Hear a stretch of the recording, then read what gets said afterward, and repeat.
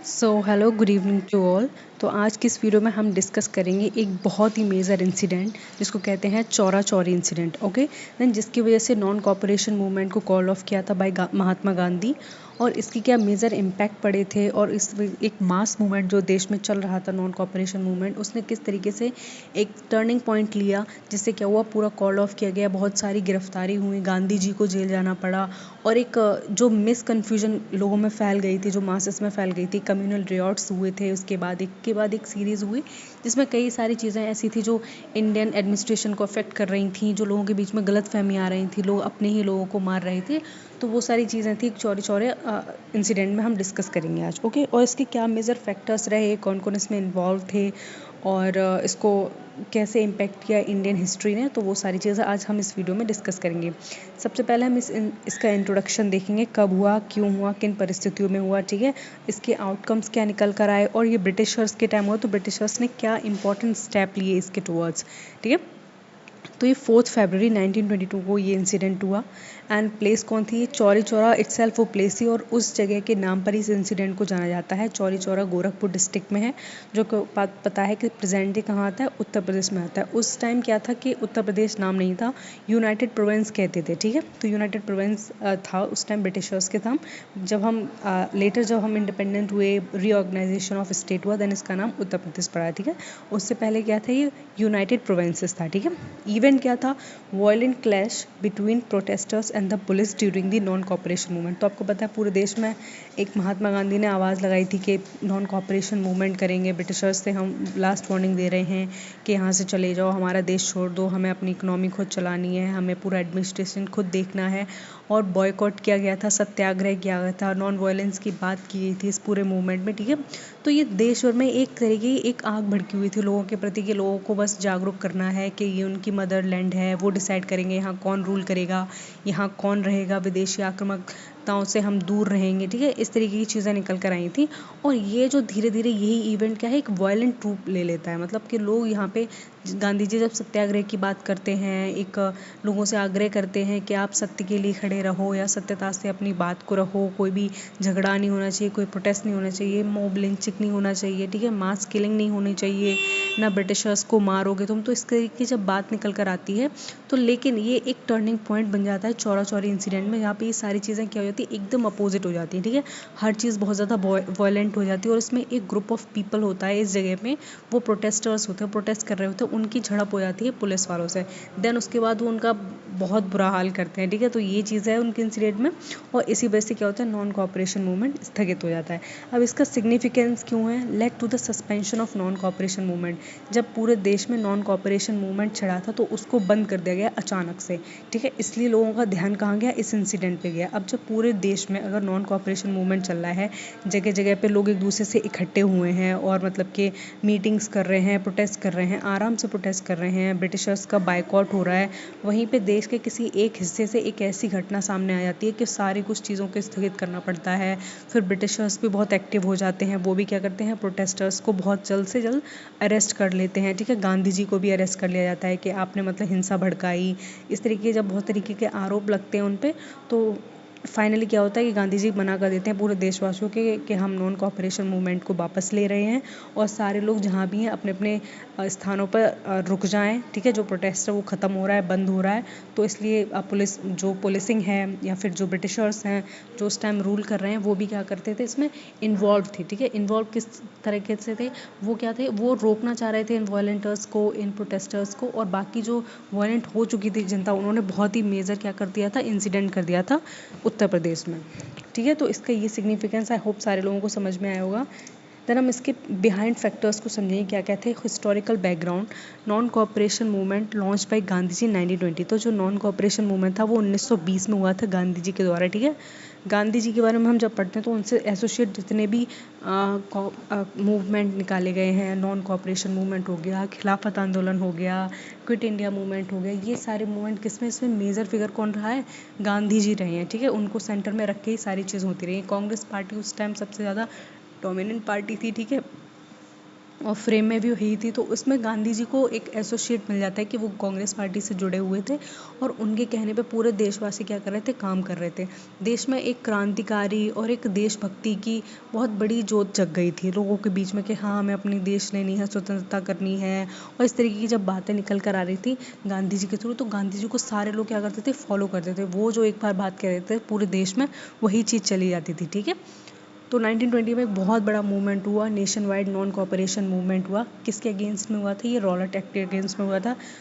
Rowlatt act कब आया था? 1928 के समथिंग आया था, ठीक है। ये याद रखें, 1927-28 में आया था रॉलेट एक्ट, ठीक है। तो इसका विरोध पर प्रदर्शन कर रहे थे ये नॉन कॉपरेशन वाले कि रॉलेट एक्ट को वापस भेजो या फिर हम इस एक्ट को नहीं मानते हैं। दूसरा क्या है, जलियांवाला बाग में इसके हुआ था, ठीक है। जलियांवाला बाग आप इंसिडेंट सब जानते हो, ये कहाँ हुआ था? अमृतसर, पंजाब में हुआ था ये, जिसमें कुछ मोर देन 300 पीपल्स की डेथ हो गई थी, ठीक है। एक मास किलिंग बोल सकते हैं जिसको। जनरल डायर था, उसने ओपन फायरिंग करने को बोल दिए थे। जो वहाँ पे लोग क्या थे, इकट्ठे थे, एक बैसाखी का टाइम था, मेले में आए हुए थे लोग, तो उन पे ना मतलब ओपन फायरिंग की उन्होंने ऑर्डर्स दे दिए थे, जिसमें 350 लोगों, जो ब्रिटिशर्स का डाटा है वो 350 लोग बताता है, लेकिन जो हमारे इंडियन जो डेटा है वो कुछ 1000 किलिंग्स की पुष्टि करता है, ठीक है। इस तरीके की बात है। तो इसके प्रोटेस्ट में भी क्या नॉन कॉपरेशन मूवमेंट आया था। एंड द नेक्स्ट इज खिलाफत इशू, जो खिलाफत आंदोलन था, ठीक है। जो खिलाफत इशू था, इसने क्या किया, यूनाइट किया इंडिया में किस किस को, मुस्लिम्स को और हिंदूज़ को, ठीक है। एक तो हिंदू तो अपने इंडिपेंडेंस के लिए लड़ ही रहे थे, लेकिन जो खिलाफत आंदोलन था वो एक हमारे लिए आंदोलन नहीं था या हमारे कोई पर्टिकुलर उससे, ये खलीफा को हटाने की बात करी जाती है। ओटोमन एम्पायर में आगे चल के खलीफा होते थे, उनको हटाने की बात चली, तो इसके खिलाफ क्या था, एक आंदोलन छिड़ा था, ठीक है, जो पूरे वर्ल्ड में हुआ था, ठीक है। तो इंडिया में भी इससे बहुत ज़्यादा मुस्लिम सेंटिमेंट्स को हर्ट हुआ था, ठीक है। तो इस तरीके से गांधी जी ने उन सबको एक किया, फिर उसकी आड़ में क्या किया, नॉन कॉपरेशन मूवमेंट को चलाया, ताकि सरकार इन सब के साथ साथ हमें भी इंडिपेंडेंस करने की मांग को आगे बढ़ाए। And it also aim at non violent residence and boycott of British goods, institutions and title. तो गांधी जी का प्राइमरीली जो मीन्स था, ठीक है, फोकस था किस पे, कि हम नॉन वायलेंट रेजिस्टेंस करेंगे। हम सरकार से बोलेंगे कि हम देखो ना, हम कुछ जला रहे हैं, ना हम किसी को मार रहे हैं, ना आपको परेशान कर रहे हैं, ना किसी बिल्डिंग को हम गिरा रहे हैं, ठीक है। और हम क्या कर रहे हैं, नॉन वायलेंट रेसिस्टेंस कर रहे हैं। आपसे हम बस आग्रह कर रहे हैं कि आप हमारी चीज़ों को छोड़िए, हमारे हवाले कीजिए और हमारे देश को अलविदा कीजिए। इस तरीके की बातें निकल कर आती हैं। दूसरा इनका फॉर्म ऑफ वायलेंस क्या था, बाइकआउट करना। ब्रिटिश के गुड्स को ये बाइकआउट करते थे, ठीक है, उनकी कोई चीज़ यूज़ नहीं करनी है। ब्रिटिश के इंस्टीट्यूशन को बाइकआउट करते थे। एंड ब्रिटिश वो थे, टाइटल्स थे, उनको बॉयकॉट करते हैं। हर चीज़ को बॉयकॉट करते हैं, जिस तरीके से क्या हो, ब्रिटिश जब आप किसी चीज़ का बहिष्कार करते हैं बहुत टाइम तक, तो उस चीज़ को समझ में आ जाता है कि हमें नापसंद है, तो हमें यहाँ से हट जाना चाहिए, ठीक है। अगर आप सारे इंडियंस कल को बोल दें कि हम डोमिनोज़ नहीं खाएंगे, हमने सब ने बॉयकॉट कर दिया है, तो विद इन 6 मंथ क्या है, डोमिनोज़ की जितनी ब्रांचेज तो सारे बंद हो जाएंगे, क्योंकि जब कंज्यूमर नहीं रहेंगे तो हमें प्रोड्यूस करने का कोई मतलब नहीं बनता है, ठीक है। And it also increases the tension between police and protesters in rural area. और इसने क्या हुआ था, जो पुलिस था और जो प्रोटेस्टर्स था, उनके बीच में क्या हुआ, बहुत ज़्यादा टेंशन इंक्रीज हो गई थी रूरल एरियाज़ में, ठीक है। ये चीज़ को हम समझेंगे। देखो, प्रोटेस्ट करने वाले कौन है, वर्किंग क्लास हैं, आम लोग हैं, आम जनता है, वो सब क्या कर रहे हैं, वो प्रोटेस्ट कर रहे हैं। लेकिन उस प्रोटेस्ट को भी तो कोई रोकेगा, तो कौन रोक रहा है, वो पुलिस रोक रही है, आर्मी रोक रही है, मिलिट्री घुस जाती है देश में, ठीक है, वो रोकती है। जब मास मूवमेंट हो जाता है बहुत ज़्यादा, जब जो मोब होती है, भीड़ होती है, उसको जब बेकाबू हो जाती है, तो क्या है कि आर्मी या फिर बहुत ज़्यादा सीआरपीएफ जो जवान होते हैं वो देश के अंदर आ जाते हैं, ठीक है, एक तरीके से उस चीज़ को रोकने के लिए, ठीक है, कि ये चीज़ ना हो, ठीक है, कोई भी ऐसा इंसिडेंट ना हो जाए कि यही इंसिडेंट क्या हो, एक वायलेंट हो जाए और सरकार को घरों में घुस जाए, बिल्डिंग्स गिराने लगे। तो इस तरीके की वहाँ पे पुलिस के बीच में, प्रोटेस्टर्स के बीच में झड़प हो जाती है, ठीक है। तो देखो, ये सारे ना छोटे मोटे इवेंट्स जो कि इवेंचुअली एक बड़े इवेंट की तरफ हमें ले जाएंगे, ठीक है। ऐसा नहीं होता है कि पहले बहुत बड़ा इवेंट हो जाता है सडनली और उसके बाद उससे रिलेटेड छोटे मोटे, नहीं, पहले छोटी छोटी चीज, एक चेन बनती है, पहले छोटे छोटे स्टेप बाय स्टेप, वो जाके बड़ा रूप ले लेती है, जिसमें क्या होता है, डिजास्टर ही होता है, ठीक है। इस तरीके की चीज़ें निकल कर आती हैं इसमें। Events leading to the incident. अब देखो कौन कौन से इवेंट्स थे ऐसे जो कि इस चौरा चौरी हत्याकांड था उसकी तरफ हमें लीड करते हैं। Local farmers protesting high food prices and liquid shops. जो लोकल फार्मर्स थे, जो मतलब के होते हैं ना, रूरल एरियाज़ में होते हैं। अब पहले पूरी तरीके से इंडिया क्या था, अग्रेरियन इकोनॉमी थी, ठीक है। ज़्यादातर 90% 80% हम बोल सकते हैं पॉपुलेशन किस पे डिपेंड थी, पूरी तरीके से खेती पे डिपेंड थी। वहीं से उनको क्या लेवलीहुड मिल रहा है, वहीं से खा पी रहे हैं, उनके परिवार को भी वहीं से रोज़गार मिल रहा है। तो पूरी तरीके से फार्मर्स किस पे डिपेंड थे, अपने खाद्य पदार्थों पे डिपेंड थे, ठीक है, खाने पे डिपेंड थे, अपनी फूड क्रॉप्स पे डिपेंड थे, वही बेच के वो अपने एसेंशियल्स लेकर आते थे, ठीक है। तो उसमें क्या था, जो हाई फूड प्राइसेस हो गए थे, प्राइसेस जो फूड था उसके प्राइसेस बहुत ज़्यादा हाई हो गए थे। और लिकर शॉप्स के, ठीक है, मतलब लिकर शॉप्स तो आप जानते हो, ठीक है, उसके खिलाफ क्या हो रहा, प्रोटेस्ट हो रहा था बहुत ज़्यादा कि देश में इतनी ज़्यादा लिकर शॉप हो गई हैं और ऊपर से क्या है, खाने की इतनी दिक्कत आ रही है, ठीक है, क्योंकि अंग्रेज़ों का यही था कि इनमें वाइन वाइन भर दो, इन छोटे देशों में नशा वशा करें आराम से, और जो इम्पोर्टेंट चीज़ें हैं वो ना मतलब डिमांड करें। यही होता है जब आप खास मुद्दे भूल जाते हो, ठीक है, तो सरकार क्या करती है, आपको उल्टे सीधे फालतू के मुद्दों में उलझा देती है ताकि आपका दिमाग क्या हो, डाइवर्ट हो जाए उस जगह से।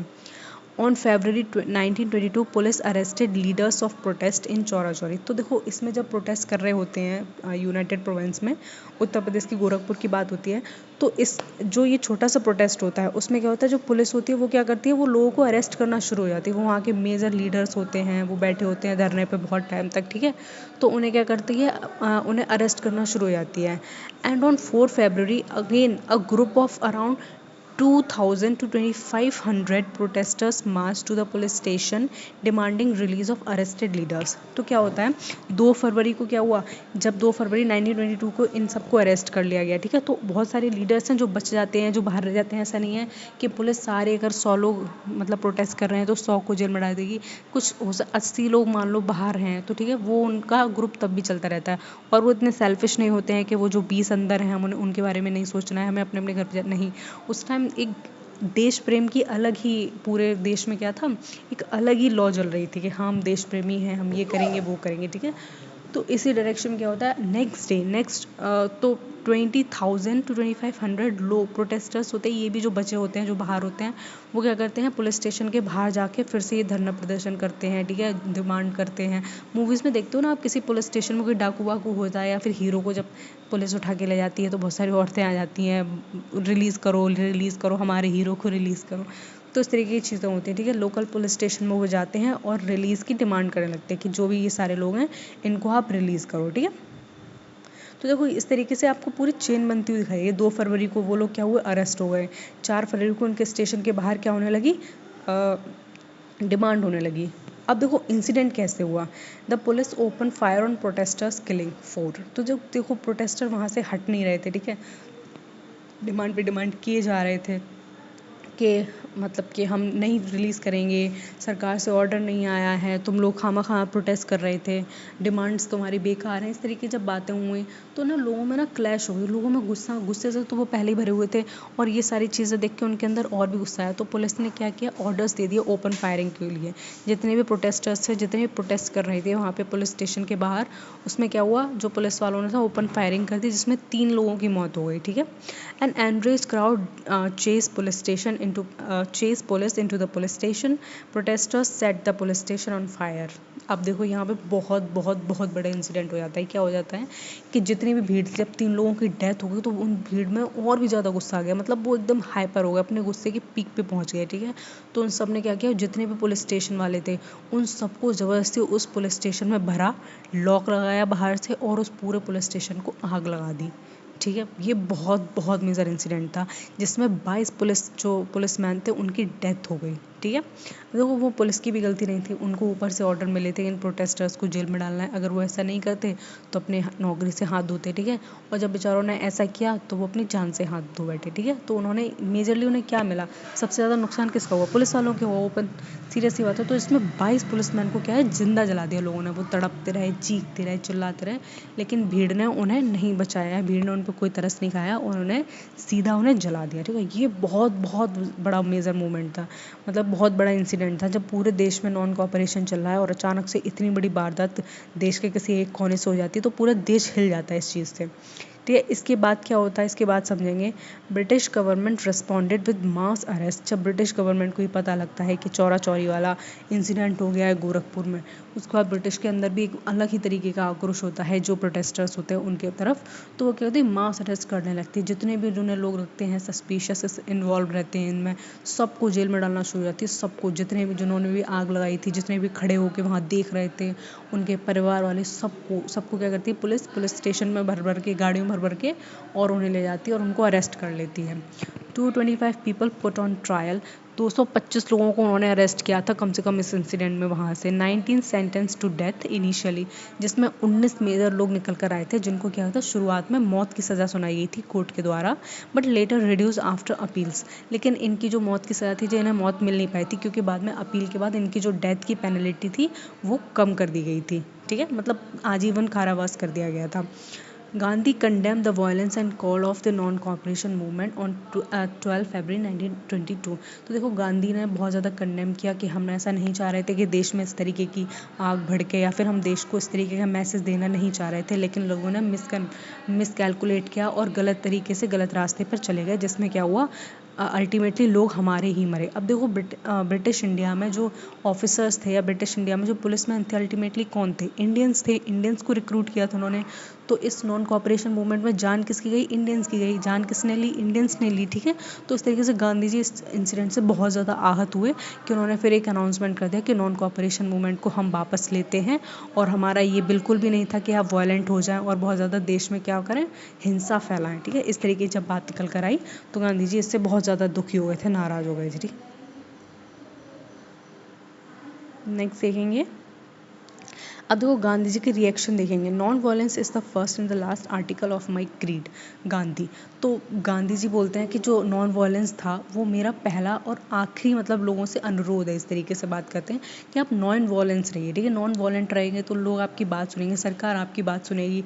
एक हद तक, मतलब कब तक सरकार आपको इग्नोर करेगी। ठीक है, उसको कभी ना कभी आपकी तरफ आना ही है, आपकी बात सुननी है। तो नॉन वायलेंस के ऊपर ही हम हमेशा एम्फोसाइज करते रहे, हमेशा।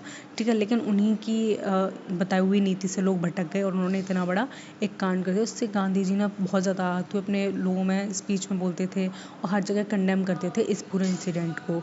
And it believe the people were not ready for non violence struggle. और उनका मानना ये हो गया था, जो लोग हैं वो नॉन वायलेंट स्ट्रगल के लिए क्या है, रेडी नहीं है। तो उन्होंने पता क्या किया, उन्होंने ना कंस्ट्रक्टिव प्रोग्राम स्टार्ट कर दिया, जिसमें खादी के प्रमोशन करने लगे, एजुकेशन को प्रमोट करने लगे, और रूरल अपलिफ्टमेंट को वो बहुत ज़्यादा प्रमोट करने लगे। ठीक है, इस तरीके की चीज़ें वहाँ पे निकल कर आई, क्योंकि उनका मानना था जब मैं नॉन वायलेंस कह रहा हूँ तब भी लोग क्या कर रहे हैं, इस तरीके से वायलेंट हो जा रहे हैं, एक दूसरे की जान की कीमत नहीं समझ रहे हैं, मार दे रहे हैं। तो गांधी जी इससे इतने ज़्यादा, बहुत ज़्यादा विचलित हो गए थे कि उन्होंने बोल दिया कि हम ना एक कंस्ट्रक्टिव प्रोग्राम लगाएंगे। अब आप ना जब वायलेंस के अगेंस्ट जाओगे, जब नॉन वायलेंट होगे, तो आपका ना कंस्ट्रक्टिव व्यू होना चाहिए। कैसे, आप खादी को प्रमोट करो, तब दिखेगा कि आप सरकार से क्या हो, सरकार से नाराज़ हो, या फिर आप प्रोटेस्ट कर रहे हो क्योंकि आप उनके कपड़े नहीं पहनोगे उनकी फैक्ट्री से बने हुए। आप एजुकेशन को, अपनी जो भारतीय शिक्षा है उसको जब बढ़ावा दोगे तो सरकार को खुद लगने लगेगा कि ये लोग प्रोटेस्ट कर रहे हैं। ठीक है, क्योंकि सरकार ने जो स्कूल इस्टेब्लिश किए थे उसमें बच्चे नहीं जा रहे हैं पढ़ने के लिए, तो इस तरीके की बातें करते हैं। और रूरल अपलिफ्टमेंट की बात करते हैं कि जो ग्रामीण क्षेत्रों में लोग हैं उनके अपलिफ्टमेंट को करो। ठीक है, उनको बढ़ावा दो, उनको पढ़ाओ और उनको इस पूरे मास मूवमेंट में आगे आने दो। इस तरीके की बातें गांधी जी कहते हैं इस पूरे इंसिडेंट के बाद। अब देखो, इसका सिग्निफिकेंस क्या है इंसिडेंट का इंडियन फ्रीडम स्ट्रगल में। माँ का major phase in mass movement led by Gandhi ji. देखो, एक बहुत बड़ा मेजर पॉज लग गया था। ठीक है, एक रोक लग गई थी। जिस तरीके से एक चीज़ें चलती आ रही हैं पूरी डायरेक्शन में, गांधी चला रहे हैं 1920 से संघर्ष में लगे पड़े पूरा 1-1.5 साल बाद ऐसी कोई घटना देखने को मिल जाती है तो पूरा देश ही क्या है, स्तब्ध रह जाता है। ठीक है, गांधी जी को भी लगने लगता है कि शायद लोग मेरी चीज़ों को गलत तरीके से ले रहे हैं या उन चीज़ों को समझ नहीं रहे हैं। तो एक पॉज लग जाता है इस इंसिडेंट के बाद। And it also highlighted the challenge of maintaining non violence in mass protest. तो एक चैलेंज भी गांधी जी के सामने आ जाता है और जो कांग्रेस पार्टी के लीडर्स हो जाते हैं उनके भी सामने बहुत बड़ा चैलेंज आता है, क्या हम इसको कंटिन्यू करना चाहिए या नहीं करना चाहिए। ठीक है, जो नॉन वायलेंस की हमने जो मास प्रोटेस्ट में जो अपील रखी है लोगों से, वो लोग कर पाएंगे नहीं कर पाएंगे। एक होता है ना, एक शक पैदा हो जाता है कि हम लोगों से कह तो रहे हैं कि ये नॉन वायलेंस रहना। ठीक है, लेकिन फिर भी इसके बाद इतना जब कांड हो गया तो दूसरी जगह की हम कोई गारंटी नहीं ले सकते। इस तरीके से डाउट मन में आ गया था। And it also inspire the future leaders to combine mass politics with discipline organisation. और आगे के जो फ्यूचर लीडर्स थे उनको भी एक सबक मिल गया इससे कि देखो मास पॉलिटिक्स से कुछ नहीं होगा, मास मोबिलाइजेशन से कुछ नहीं होगा और मास प्रोटेस्ट से कुछ नहीं होगा। तुम्हें उनके साथ साथ उन्हें डिसिप्लिन भी करना चाहिए, एक डिसिप्लिन ऑर्गेनाइजेशन होनी चाहिए जो ऑर्गेनाइजेशन क्या करे, उन्हें वॉलंटियर करे, ठीक है, उन्हें बताए कि आपको इस तरीके से नहीं इस तरीके से लड़ना है, ठीक है, वो अपने रास्ते से भटक ना जाए, इस तरीके की बातें करते हैं। अब देखो इसमें मेमोरियल क्या है, Chauri Chaura Shaheed Smarak, martyr memorial build in honour of दोस्त। देखो अगर आप वहाँ जाएंगे, यहाँ पे गोरखपुर में जाएंगे तो उनका एक स्मारक बना हुआ है, ठीक है, चौरा चौरी करके गेट लगा हुआ है काफ़ी बड़ा अच्छा सा, तो वो उनका स्मारक बना है, शहीद स्मारक। वो भी देखो इंडियंस थे हमारे, ठीक है, ऐसा तो नहीं था बेचारे बाहरी थे, उनकी याद में बनाया गया है, ठीक है, हम उनको याद करते हैं जब 4 फरवरी को जब भी बात आती है तो उनको याद किया जाता है, ठीक है, एन एनुअल रिमेम्बरेंस और 4 फरवरी को उनको हमेशा याद किया जाता है। और 2021 में उनकी सेंटेनरी ईयर बनाया गया था, ठीक है, ये समझ में आया, पूरे नेशन वाइड इवेंट हुए थे, ठीक है, और नॉन वायलेंस को और बताया गया था लोगों में, ठीक है, इस तरीके की बातें निकल कर आई। इसका कंक्लूजन क्या निकल कर आता है, Chaura Chauri incident show all the power and risk of mass mobilisation. तो जो चौरा चौरी इंसिडेंट था उसमें क्या निकल कर आया है, पावर एंड रिस्क का मास मोबिलाइजेशन निकल कर आया है, ठीक है, मतलब पावर के साथ साथ क्या हो सकता है उसमें रिस्क भी आ सकते हैं। देखो पावर तो थी किसकी थी, जनता की, जब पूरे देश की जनता इकट्ठी हुई तो एक पावर बन गया, लेकिन उस पावर के साथ साथ रिस्क देखो कितने बढ़ गए। अब उस रिस्क की वजह से एक इतना बड़ा मेजर इंसिडेंट हो गया, तो इससे क्या है, ये एक इंसिडेंट शो करता है कि आप जब किसी भी मास मूवमेंट को आप बाज लगाएं तो उसमें डिसिप्लिन होना चाहिए, देन मेक श्योर कि कोई कैजुअलिटी ना हो, वो लोग गलत राह ना पकड़ लें, ठीक है, और उसमें सबसे ज़्यादा क्या है, अफवाहों पे ना जाएं, ठीक है, जो अफवाह फैल जाती है एकदम से वो चीज़ ना हो, इस तरीके की बातें करते हैं। And became a reminder that the India's freedom struggle had the balance of passion with discipline. और ये याद रहे कि जो इंडिया के स्ट्रगल फ्रीडम है वो क्या रहे, उसका पैशन रहे विद डिसिप्लिन, लोग डिसिप्लिन रहें और अपना काम बहुत ही कानूनी तरीके से करें, ठीक है। तो ये एक मैसेज था जो गांधी जी पूरे देश को देना चाह रहे थे, तो वो उन्होंने इस इंसिडेंट के बाद दिया, ठीक है। इस इंसिडेंट के बाद भी लोगों में गुस्सा कम नहीं हुआ, क्योंकि और भी ज़्यादा इंसिडेंट होते रहे थे, काफ़ी छोटे मोटे इंसिडेंट हुए, ठीक है। और उसके पहले जब जलियांवाला बाग हत्याकांड हुआ था तो लोगों के बीच में अपने आप ही बहुत ज़्यादा गुस्सा था, ठीक है, बहुत बहुत ज़्यादा। उस मास किलिंग में बच्चे, औरत, बूढ़े, पता नहीं कितने लोगों की डेथ हुई थी, तो उससे पूरा देश पहले ही आहत हो गया था। ऊपर से जो प्रोटेस्टर्स को इतनी बुरी तरीके से अरेस्ट किया जा रहा था, ठीक है, पूरे देश में, तो उससे लोगों में और गुस्सा आ गया, जिसकी वजह से ये इंसिडेंट हुआ था। लेकिन कहीं भी हो, कैसे भी हो, हिंसा कभी भी सही नहीं होती है, हिंसा हमेशा गलत रास्ते पर और गलत रिजल्ट लेकर आती है, ठीक है। तो इस वीडियो में मैंने आपको चौरा चौरी इंसिडेंट के बारे में पूरा डिटेल में बताया था। आई होप आपको वीडियो समझ में आई होगी। प्लीज़ मेरे चैनल को सब्सक्राइब कर लेना, आगे इसी तरह की वीडियो देखने के लिए बने रहिए मेरे साथ।